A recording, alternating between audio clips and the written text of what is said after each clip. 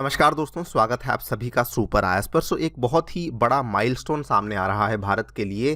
पहला जो Russian shipment है under the rupee settlement mechanism वो इंडिया में आने वाला है अगले हफ्ते। आप लोग यहाँ पे देख पाएंगे मिंट की ये वाली खबर है जो कि आज मॉर्निंग में ही सामने आई है। First Russian shipment under the rupee settlement to arrive in India next week. In fact इस चीज़ को यहाँ पे जो FIEO यानी कि फेडरेशन ऑफ इंडियन एक्सपोर्ट्स के जो DG हैं मिस्टर अजय सहाय, उनके द्वारा भी यहाँ पे कॉरबोरेट किया गया है। Several issues have been sorted out, exporters and importers have begin approaching the banks for opening of the accounts. तो ये ऑब्वियसली बहुत बड़ा माइलस्टोन है दोनों देशों के लिए इन जनरल, लेकिन पर्टिकुलरली इंडिया के लिए काफ़ी खास माना जा रहा है। बिकॉज कहा जा रहा है कि जो इंडिया का वाइडनिंग ट्रेड गैप है विद रशिया वो इस पर्टिकुलर मैकेनिज्म के बाद अब काफ़ी कम हमें होता हुआ देखने को मिल सकता है। वो कैसे होगा उसी के बारे में हम लोग यहाँ पे चर्चा करने वाले हैं इस वीडियो में। आइए शुरू करते हैं दोस्तों मेरे साथ। मेरा नाम है अनिरुद्ध। यदि आप लोग इस लेक्चर की PDF को डाउनलोड करना चाहते हैं तो यहाँ पर दिए गए टेलीग्राम चैनल के माध्यम से ऐसा कर सकते हैं। ऑल राइट, सो आज से एग्जैक्टली 5 महीने पहले की बात है। 11 जुलाई को RBI ने एक मेजर नोटिफिकेशन को अनाउंस किया था अंडर दी फेमा यानी कि फॉरेन एक्सचेंज मैनेजमेंट एक्ट 1999, ये कहते हुए कि जितने भी एक्सपोर्ट्स और इंपोर्ट्स हैं under this arrangement they may be denominated and invoiced in the Indian rupee. यानी कि अब हम लोग अंतर्राष्ट्रीय व्यापार में जो सेटलमेंट्स हैं उसमें इंडियन रुपी को एनकरेज करने वाले हैं, इंडियन रुपी को प्रमोट करने वाले हैं। और RBI हुआ, भारत के कई सारे बैंक्स हुए, उन्होंने इस दिशा में काम करना शुरू कर भी दिया था। आपके सामने ही है, हमें सितंबर में खबर देखने को मिलती है कि state owned UCO bank and private bank Yes bank, इन दोनों ने कोलैबोरेट किया था विद 2 रशियन बैंक्स। आपके सामने यूको बैंक ने पार्टनर किया था गैज़प्रोम बैंक के साथ रशिया का, एंड येस बैंक ने पार्टनर किया था रशिया के PSCB Petersburg social commercial bank के साथ, सो दैट दोनों ही जो देश हैं वो रुपी रूबल का जो व्यापार है उसको प्रमोट कर सकें। बल्कि अक्टूबर में ये वाली खबर भी सामने आई थी कि बहुत सारे वोस्त्रो अकाउंट्स ऑलरेडी इंडिया में ओपन हो चुके हैं। कहा जाता है कि अप्रॉक्सीमेटली 5 से 6 ऐसे बैंक्स हैं जिनके द्वारा ऑलरेडी इंडिया में वोस्त्रो अकाउंट्स को ओपन कर लिया गया है in order to facilitate international trade settlement in Indian rupee. 10 से 11 वोस्त्रो अकाउंट्स ऑलरेडी ओपन हो चुके हैं। फॉर एग्जांपल 6 वोस्त्रो अकाउंट्स हैं जो कि मात्र इंडसइंड बैंक में ओपन हो चुके हैं, वो भी 6 अलग अलग रशियन बैंक्स के द्वारा। आप यहाँ पे वोस्त्रो अकाउंट के बारे में आपको ब्रीफली बताना चाहूँगा कि एक ऐसा अकाउंट होता है जो कि एक डोमेस्टिक बैंक होल्ड करता है for a foreign bank in the domestic banks currency, जो कि इंडिया के केस में ऑब्वियसली इंडियन रुपी है। तो फॉर एग्जांपल इस केस में इंडसइंड बैंक के द्वारा कोई अकाउंट ओपन किया गया है किसी रशियन बैंक के लिए, तो वो वाला अकाउंट जो कि इंडसइंड बैंक ने रशियन बैंक के लिए ओपन किया है उसको वोस्त्रो अकाउंट का नाम दिया जाएगा। और ये वाले जो बैंक्स हैं they will keep the record of the money transferred. अगर आप नोस्त्रो अकाउंट के बारे में जानना चाहते हैं तो वो काफ़ी सिमिलर होता है, इनफैक्ट एग्जैक्टली सेम होता है, केवल देखने का नज़रिया है।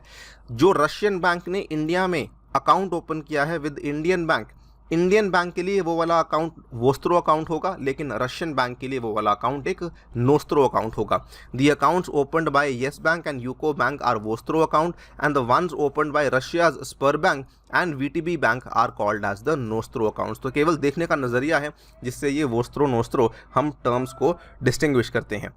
खैर, बहुत जद्दोजहद के बाद, बहुत सारे एफर्ट्स को लगाने के बाद फाइनली जो पहला रशियन शिपमेंट है under the rupee settlement it is going to arrive in India next week. Now ये पर्टिकुलरली इंडिया के लिए बड़ा बूस्ट क्यों होने वाला है? बिकॉज जब से रशिया यूक्रेन की टेंशन्स शुरू हुई हैं हमने देखा कि इंडिया रशिया का जो बायलैटरल ट्रेड है वो काफ़ी बढ़ चुका है। लेकिन ये वाला जो बायलैटरल ट्रेड है इसमें इंडिया के पर्सपेक्टिव से देखें तो ट्रेड बैलेंस काफ़ी नेगेटिव चल रहा है। हमारे टोटल इंपोर्ट्स जो हैं वो लगभग 17,000 मिलियन डॉलर्स के आसपास हैं, लेकिन हमारे टोटल एक्सपोर्ट्स जो हैं वो केवल और केवल 992 मिलियन डॉलर्स के आसपास है। यानी कि मोर देन 16,000 मिलियन डॉलर्स के आसपास का हमारा टोटल ट्रेड बैलेंस है जो कि नेगेटिव चल रहा है। और आई थिंक ये काफ़ी क्लियर भी है बिकॉज पिछले कुछ महीनों में भारत के द्वारा भारी मात्रा में crude petroleum, fertilisers, petroleum products वगैरह वगैरह, इवन कोल, अलग अलग चीज़ों को हमने रशिया से भारी मात्रा में मंगवाया है बिकॉज रशिया प्राइमरीली हमें काफ़ी अच्छे डिस्काउंट्स यहाँ पे ऑफर कर रहा था।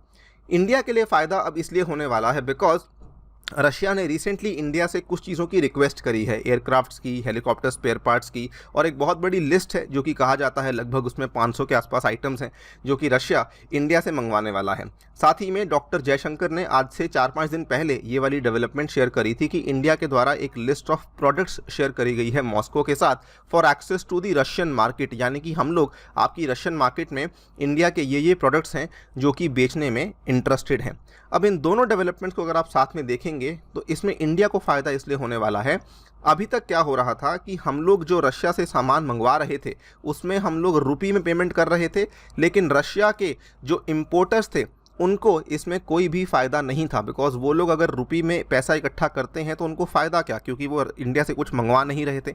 लेकिन क्योंकि अब ये डेवलपमेंट्स भी हमें देखने को मिलने वाली हैं कि रशिया भी इंडिया से सामान इंपोर्ट करने वाला है, तो ये वाला जो हमारा रुपी सेटलमेंट का मैकेनिज़्म है ये अब सही से काम करने वाला है, बिकॉज अब रुपी वहाँ पे अननेसेसरली एक्यूमुलेट नहीं होगा और उसका सही इस्तेमाल रशिया के इंपोर्टर्स कर पाएंगे। सेकंड बड़ा फ़ायदा इसमें यह भी देखा जा रहा है कि कई सारे रशियन बैंक्स थे जो कि इंडिया से एक प्रीमियम चार्ज कर रहे थे अगर इंडिया यहाँ पे डॉलर में पेमेंट्स को कर रहा था। वो प्रीमियम चार्ज करने के पीछे उनकी रीजनिंग ये थी कि आप लोग जब हमें पेमेंट्स करते हैं किसी भी करेंसी में तो हमें कन्वर्जन करनी पड़ती है, कन्वर्जन में हमारा काफ़ी खर्चा चला जाता है और इसीलिए हम लोग आपके ऊपर एक 4% का प्रीमियम चार्ज भी लेकर आएंगे। लेकिन अब ये कहा जा रहा है कि रुपी मैकेनिज़्म को फाइनलाइज करने के बाद ये वाला जो प्रीमियम है ये भी यहाँ पे ख़त्म हो सकता है, जिसके चलते हमारे जो एक्सपोर्ट्स और इंपोर्ट्स, प्राइमरीली इंपोर्ट्स जो हैं वो और सस्ते हो सकते हैं फ्रॉम रशिया, जिसके चलते अगेन हम लोग काफ़ी कॉस्ट कटिंग कर सकते हैं। So these are the 2 major benefits जो कि इंडिया को मिलने वाले हैं with the success of the rupee mechanism international trade में, जो कि ये केवल एक शुरुआत मानी जा रही है। अगर आप देखें तो कई सारे और देशों के साथ हमारी बातचीत चल रही है। पिछले हफ्ते ही खबर सामने आई थी, इंडिया और बेलारूस की बातचीत चल रही है to explore trade settlement in Indian rupees. India UAE की बातचीत चल रही है कि वो डोमेस्टिक करेंसीज़ में जो है यहाँ पे सेटलमेंट कर सकें। इंडिया सऊदी की बात चल रही है कि वो रुपी रियाल के अंदर अपने व्यापार को फाइनलाइज कर सकें। तो ये जो शुरुआत हो चुकी है ना, अगर आप in the bigger scheme of things को देखें तो डेफिनेटली एक बहुत बड़ा एग्जाम्पल सेट होता है। आगे जाकर बढ़ते हुए हम लोग अलग अलग देशों के साथ बेसिकली अपनी डोमेस्टिक करेंसी में इंटरनेशनल ट्रेड को सेटल कर सकते हैं। बल्कि डेटा ये भी कहता है कि लगभग 35 ऐसी कंट्रीज़ हैं जो कि इंडिया के साथ रुपी ट्रेड मैकेनिज्म करने में इंटरेस्टेड हैं। देखते हैं क्या होता है। आप लोग क्या सोचते हैं इस डेवलपमेंट के बारे में, डेफिनेटली बताइए हमें कमेंट सेक्शन में। जाने से पहले साथियों बताना चाहूँगा कि टेक्स्ट बुक आपके लिए लाया है super coaching which includes GS courses, subject courses, CSAT courses and optional courses, और ये सभी चीज़ें आपको मिल रही हैं मात्र और मात्र 30,000 रुपये में अगर आप लोग मेरा कूपन कोड यूज़ करते हैं, दैट इज़ अनिरुद्ध। इसमें आपको इंडिया के कई सारे सुपर टीचर्स पढ़ने का मौका मिलेगा एंड मेरे द्वारा बनाया हुआ जो साइंस एंड टेक का कोर्स है वो भी अवेलेबल करवाया जाएगा। Thank you so much for listening, stay tuned and stay